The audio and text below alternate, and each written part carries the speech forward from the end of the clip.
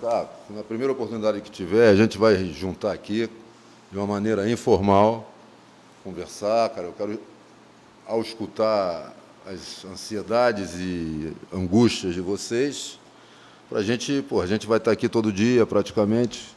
E eu acho que essa relação tem que ser uma relação de respeito. E, acima de tudo, é importante que vocês entendam aquilo que eu penso. Ao entender daquilo que eu penso que eu sou, algumas notícias especulativas que vão aparecer, não de vocês, mas de rede social, vocês já vão saber que é impossível. Entendeu? Porque eu vou dizer uma coisa que, e não é palavras, é só olhar para trás. Não tem como eu falar uma coisa, entendeu? E fazer outra. Não tem como, cara, eu esconder a verdade, cara. Para mim, isso é o mais importante na vida. E futebol, para mim, é vida. Então, não vou fazer uma coisa aqui, estrategicamente, para levar vocês para um lado, para depois a coisa acontecer do outro. Entendeu? Porque eu ainda tenho vergonha na cara de falar coisas e não cumprir, cara, e depois, eu ainda sou do tempo em que, isso era importante na vida de um homem. E isso, para mim, é fundamental, cara. Não tem essa de futebol, eu falei isso aqui, vocês estavam... Não conheço ninguém que nasça para não ganhar. Entendeu? Não conheço. Então, esse papo de, eu nasci para ganhar. Beleza, os caras têm necessidade de falar isso, ótimo, problema dele. Não é o meu, não é a maneira como eu penso a vida. As coisas acontecem de maneira natural, por isso elas são sólidas, por isso não tem retrocesso, né? Então, era isso que eu queria falar. Eu já falei com o Caco, com o Júlio. No futuro, aí, quando a gente tiver a primeira oportunidade, vamos sentar, tomar um café, conversa. Eu sou do tempo que eu podia sentar com vocês fora daqui e conversar. Está chato pra caramba hoje, cara. Você está entendendo? Acho que é um absurdo. O futebol nunca vai ser um espetáculo. Desculpa eu falar isso aqui para vocês já irem entendendo. O futebol nunca vai ser o espetáculo que se quer quando tem choque entre aqueles que são os intervenientes no futebol. Entendeu? De que, e vocês são parte fundamental nisso, né, cara? E vocês sabem disso, cara, que a gente que tem mais de idade sabe que, antigamente, cansava de sair no clube e poder sentar e conversar e morrer ali. Bons tempos, cara. Mas é o seguinte, isso não é só no futebol, a vida está assim. E o futebol não vai ficar alheio, entendeu? Essa é uma situação real. Então, eu coloco isso porque nós vamos conviver aqui, cara, e determinadas situações vocês podem cravar. Não é isso, não é realidade, porque vocês vão saber como, cara, você está entendendo? Eu gosto de agir, cara, e não vou agir como um profissional de futebol diferente de como eu ajo com pessoas, entendeu? E, para mim, o mais importante ainda são as relações humanas, né, entre as pessoas. Vamos lá.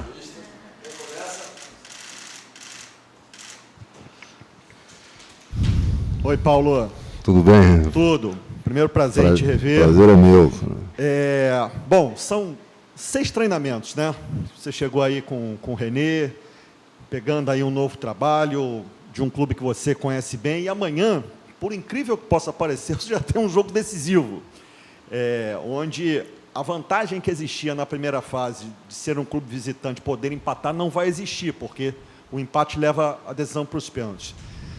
Quero saber de você, o que você já encontrou nesses 6 treinamentos, visando um jogo decisivo, tá? O que você, de repente, procurou já acertar entre defeitos e também qualidade da tua equipe, visando essa partida que é complicadíssima, você sabe bem disso, contra o Náutico, lá nos aflitos. Então, vou dividir em 3 partes aqui a minha resposta. A primeira, vou ser aquilo que eu tenho sido ao longo da minha carreira, crítico à realidade do futebol brasileiro e crítico ao comando do futebol brasileiro.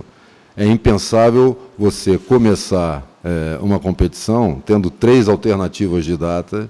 Você vai ter que viajar, nós e outros, eu não estou falando de nós, eu estou falando conceitualmente, numa época de carnaval, você não tem voos disponíveis porque não sabia até quando ia jogar. Eu estava feliz da vida, embora não acreditasse que seria possível, porque a gente já conhece como é que a banda toca. Então, aconteceu isso, que aqueles 10 dias que eu poderia ter, o que não seria um privilégio meu para qualquer treinador no Brasil, não vão existir mais. Então, essa é a realidade do futebol brasileiro, não há que lamentar absolutamente nada, há sim de entender que nós não damos um passo à frente, cara. Os problemas se mantêm os mesmos, entra ano, sai ano. Muito bem, cara. Dentro dessa ideia, a gente sabe da importância hoje da Copa do Brasil para os clubes, porque é uma competição que gera muita grana mesmo, né? Nós vamos encontrar, se fosse um jogo de Campeonato Brasileiro, já seria difícil, um jogo de Copa do Brasil em que é decisivo, cara, torna-se mais difícil. O Náutico está numa fase boa, tá bem consciente daquilo que estão fazendo dentro de campo, já está há algum tempo com o Gilmar Dal Poço, e que faz um trabalho muito interessante. Então vai ser um jogo duro, é decisão, os jogadores já estão a saber disso. Então essa é a segunda parte da minha resposta. A terceira vai ser o seguinte, já falei isso aqui quando eu entrei, todo trabalho de um treinador tem coisas que se solidificam, né, cara? E são boas, cara. Eu vou ter pouco tempo, mas tem coisas que o Alberto desenvolveu, e muito bem, não só aqui, mas nas equipes onde tem trabalhado, e que já estão solidificadas. Logicamente que eu vou agregar algumas ideias. O tempo é curto para que os jogadores entendam. Vou precisar da boa leitura, da experiência deles, entendeu? Dentro dessa perspectiva, ou seja, vamos nos apoiar naquilo que de bom já existia em relação ao trabalho do Valentim com esse grupo desde do fim do ano passado até o início desse ano. Aí. Prazer. Paulo, bom dia. Tudo bem? Infelizmente, essa é a realidade do futebol brasileiro. Você já está acostumado com ela, dada a sua experiência. E outra realidade constante na vida de um técnico é lidar com desfalques, com problemas para escalar um time. A gente já sabe a situação do Pedro Raul. Qual é a questão do Carly, do joelho do Carly? Quanto te preocupa? Ele está vetado para este jogo? Se estiver vetado, já tem um substituto? Até porque você falou que precisa contar com a experiência dos jogadores num momento como esse, né? Sem tanto tempo de trabalho, e ele é um dos jogadores mais experientes desse elenco. Claro. O importante nisso é problemas de lesões. Os clubes hoje que têm condições de ter um grupo equilibrado em termos técnicos e competitivos, ou seja, com bastante alternativa, quando deixam de ter um jogador, lamentam, né? Eu não gosto de lamentar, acho que essa é a realidade. Nós, treinadores, temos que entender lesões, infelizmente, lesões, cartões amarelos acontecem, né? Por isso, nós temos que entender a importância de, nos jogos, evitar cartões amarelos desnecessários, né? Ou seja, de uma maneira inocente se sofre. Esse é um trabalho que tem que ser sempre feito também. O Carly, uma coisa que eu tenho muito claro para mim é o respeito pelos jogadores, não estou me referindo agora só ao Carly, no geral, e a integridade deles, né? Eu tenho que estar com o olho aqui, no momento, e o olho é esse aí, de um jogo decisivo, que foi falado, né? E tem que dar um olho na frente também, tá certo? Então, em função do Carly, ao longo da semana, não ter alternado alguns treinos, justamente por isso, há um incômodo claro, tá certo? E nós vamos, ele não vai viajar, né? Não vai estar envolvido nessa viagem, isso já está definido.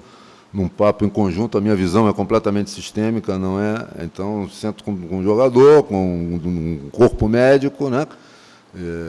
E agora a gente não fala mais de departamento médico, é área de rendimento, em que está medicina, fisioterapia, preparação física, nutrição, tudo envolvido, porque é de performance, e definimos as coisas. Então, isso está definido. O Gatito vai normal, cara.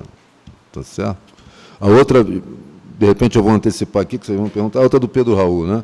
Pedro Raul ainda vai viajar, mas vai fazer tratamento, ainda é algo arriscado.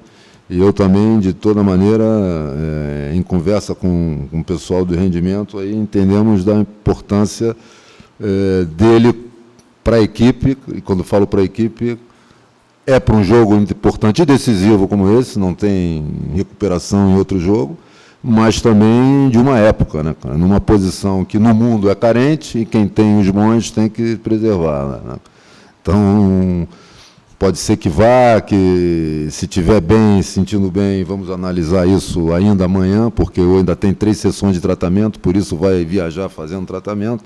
Nós vamos tomar a decisão, mas certamente não poderá, não deverá, vou dizer poderá, atuar os 90 minutos. E aí, como eu vou gerir isso aí, é uma estratégia que eu ainda vou decidir. Paulo, bom dia. Tudo bem? Tudo bem? Gabriel Cortez é uma novidade nessa sua lista, nesse jogo? Tá relacionado, sim. Queria te perguntar, nessa preparação para o jogo contra o Náutico, o Botafogo, eu citei isso até ontem aqui na entrevista coletiva, o Botafogo, no retrospecto recente, né, teve eliminações para a Juventude, Aparecidense, coisas que incomodam, é claro, o torcedor. Com a sua experiência, como é que você trabalha esse time que é jovem para mais uma decisão na Copa do Brasil e tenta, de alguma maneira, que eles não carreguem essa pressão dos últimos anos? Isso tem a ver com, em termos individuais, tem a ver com o tipo de personalidade de cada um, certo, cara? Segundo, o desafio está lançado, eu já falei claramente com eles com isso. Eu acho lindo esse tipo de desafio, que nós vamos fazer um jogo fora de casa, decisivo, melhor possibilidade de mostrar aquilo que nós queremos ser, entendeu? Não existe, cara. Então, a gente sabe o que a classificação vai gerar em relação à confiança, à moral, e o que vai gerar em termos de possibilidade do clube de avançar, já falamos nisso aqui, da importância para os clubes hoje na receita que a Copa do Brasil gera. Certo? Então, esse é o desafio. Eu estou acostumado, eu sempre trabalhei, uma das características do meu trabalho, eu creio que seja a principal, é o desenvolvimento do jogador. Eu estava ainda há pouco conversando com o Canu, falei, esse papo de experiência, você só adquire estando na arena, seja no futebol ou na vida. Tem que cair dentro. Entende? O que é importante para um jogador jovem é dominar os conceitos, conceitos táticos da função que ele exerce dentro de campo, na posição que ele joga. Quanto mais o clube é uniforme em relação ao seu futebol, ou seja, a metodologia é a mesma, é algo que eu tenho trabalhado nos últimos anos, desde o Atlético Paranaense, e que acredito completamente, e é um dos meus trabalhos aqui. O treinador da equipe de cima, da primeira equipe, não tem dificuldade, porque ele já vem ganhando e absorvendo esses conceitos de maneira pedagógica, para que não haja retrocesso. O problema é que ele desenvolve na formação. Não estou falando aqui não, estou falando nos clubes como um todo, na grande maioria ainda, infelizmente. Aí chega na primeira equipe, o cara pede coisas a ele que ele nunca fez na formação. Aí o garoto é jovem, entra... uma covardia, que é botar a responsabilidade toda, cara, em relação, e a responsabilidade de decidir jogos em um jovem, né? Você está entendendo? Acontece, não foi bem, aí joga 1, 2, 3, descarta. E o futebol brasileiro desperdiça jogador absurdamente, entendeu? Absurdamente. Então, justamente por essa intolerância, que já falamos disso quando eu falei aqui na apresentação. Então, é jovem a equipe, cara, mas isso não é impeditivo de que a gente possa demonstrar. Eu tenho certeza do seguinte, alguma coisa a gente vai mostrar ali em relação àquilo que a gente quer. Não estou falando de parte tática estratégica, porque parte tática eu sei perfeitamente como o Alberto trabalha, tem ideias muito boas, mas estou dizendo da atitude, cara, entende? Que o jogador tem que mostrar desde o primeiro momento. Ou seja, atitude de quê? De entrega ao jogo, de jamais desistir, você está entendendo? De consciência tática, né, de poder estar em condições de interpretar bem a estratégia que é montada. Então, esse desafio aí, cara, não tem que pensar duas vezes em relação àquilo que vai ser a equipe e os jovens que vão jogar. É isso aí, cara, não tem que... Quando ele estava fora, esperava essa oportunidade, né? Então é hora de mostrar. Fora é muito fácil a gente falar. Às vezes eu falo com jogadores que estão fora de campo vendo jogar, eu podia estar fazendo isso. Eu chego na hora, vai lá e não faz, né? Porque entra uma série de fatores, especialmente o emocional. Paulo, tudo bem? Bom dia. Aproveitando essa sua sinceridade e esse papo que você falou que teve com o Canu, é ele mesmo que vai substituir o Carly amanhã? Não, o Juan Renato. Juan Renato. E uma última sobre o Yaya Touré. Yaya Touré. Tem muita gente dizendo que ele interessa ao Botafogo. O presidente, inclusive, ontem falou que existe sim essa conversa. Queria que você falasse um pouco desse atleta, o que ele pode contribuir caso venha acertar com o Botafogo. Bem, vou dividir em duas situações. Quando se falou no Honda da primeira vez, cara, eu nem estava aqui, muita gente desdenhou, né? Talvez estejam a fazer a mesma coisa. Mas, ao falar-se no Honda, posteriormente se viu que era algo real. Se foi falado, é porque é algo real. A segunda que eu vou dizer, comece a me conhecer o seguinte, eu só vou analisar o jogador a partir do momento que ele seja uma realidade para o clube. Entendeu? Até porque falar de um jogador desse, em termos técnicos, não é necessário. Entende? Agora, de que maneira isso vai acontecer?